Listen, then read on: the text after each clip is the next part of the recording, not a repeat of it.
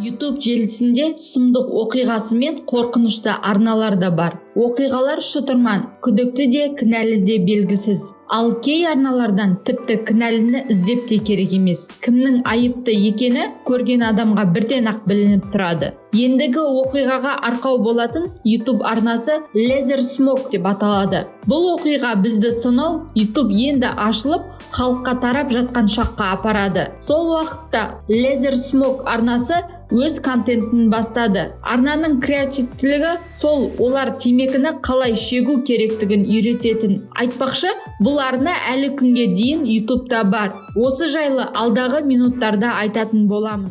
Армысыздар құрметті көрермен, сіздермен Әсия. Сізге YouTube желісінің күдікті арналары қызықты болса, лүпіл басып пікір қалдырыңыз. Ал егер арнаға алғаш кірген болсаңыз, тіркелуді ұмытпаңыз. Сонда сіз болашақта қызықты деректерді жіберіп алмайсыз. Ендеше баршаңызға жақсы қаралым тілеймін.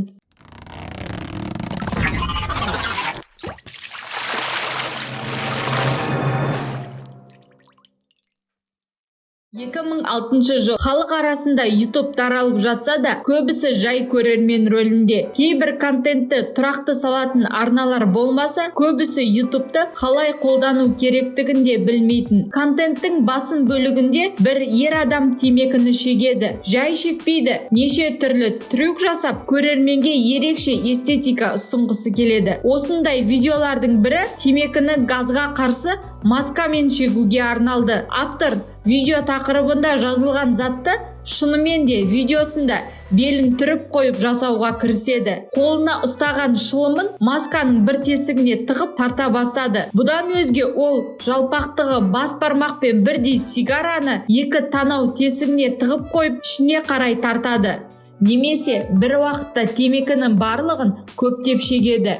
Тіпті комбинация орындап, бір уақытта мұрынмен де, ауызбен де шегеді. Осылай ол көк түтінге бөленіп, темекінің құлағында ойнай бастады. Бірден айтайын, темекі деген денсаулықтың жауы. Қалай шексең де, ол денсаулығына тері әсерін тигізеді.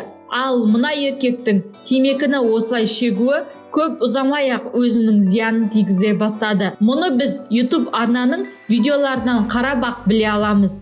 Laser Smoke арнасының ең алғашқы видеосы кадрда ересек адам отыр. Түрінде аса қатты кәрілік байқалмайды. Ал арнаның соңғы видеоларында жаңағы темекімен трюк жасайтын еркек ендігі шалға айналып кеткендей. Түрі сұрланып, қартая бастаған. 2006 жылы видео түсіріп бастаған бұл адаммен 2011 жылы соңғы видеосын жүктеген бұл кейіпкерімізді салыстырсақ арасы жер мен көктей. Уақыт бойынша 5-6 жылға алайда оның түрі, денсаулығы, дене тұрқы 15-20 жылға қартайып кеткендей. 5 жылдың көлемінде Laser Smoke 200-дей видео түсіріп тастаған екен. Енді ойлап қараңыз, оның видеода шеккені бар, кадрдан тыс шеккені бар. Осының барлығы қосылып, мына адамды шалға айналдырып жіберіп отыр. Laser Smoke'тың соңғы видеосында автор өз бөлмесінде отыр. Артқы фонда Леди Гаганың Александра музыкасы қосылып тұр. Орындыққа жантая кеткен автор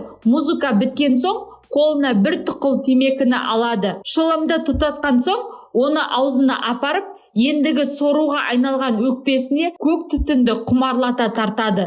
Кейін аузын әрең ашып, екі еріннің ортасынан кезіндегі жас күніндей будақтатып емес, жай ғана бейқам түрде темекінің түтінін шығарады. Автор осы уақытта темекіні үстел жиегіне қойып, камераға жақындайды. Ол экран алдында отырған көрерменмен сөйлесуге тырысқандай болады. Алайда аузын жыбырлатып, бірдеңе айтып сөйлегісі келгенімен қаусыраған денсаулығы ырық бермейді. Бұл автордың соңғы видеосы болды. Осы уақытқа дейін ол 6 ай бұрын видеосының астына жаман аурумен байланысты ота жасатып шыққандығын айтады. Осы емшарадан соң да темекі шегуін тоқтатпаған автор көп ұзамай қаза тапты. Оның өліміне не себепкер екендігін өзіңіз де біліп отырған боларсыз. Өз бойында ауру табылып, ота жасатып шықса да, ол зиянды әрекетін тоқтатпады. Арнаның авторы арнаға соңғы видеосын жүктеп, бірнеше күн өткен соң қаза тапты.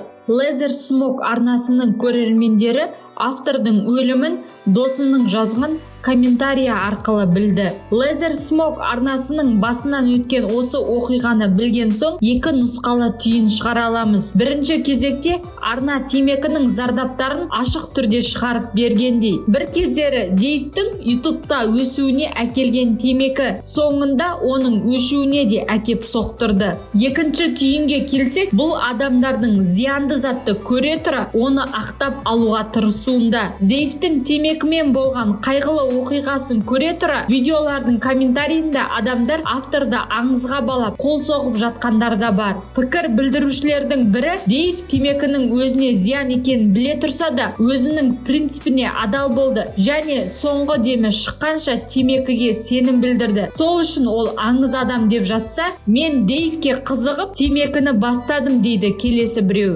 Бастапқыда айтып өткеніміздей, кінәлі айдан анық көрініп тұр. Бұл бейне сізге де пайдалы болды деп сенемін. Егер видео ұнаса, достарыңызбен бөлісе отырыңыз. Қолдау көрсетіп, лүпіл басып, арнаға тіркеле кетіңіз. Сіздердің қолдауларыңыз мен үшін өте маңызды. Мені шабыттандырады. Келесі шығарылымда кездескенше, сіздермен болған Әсия.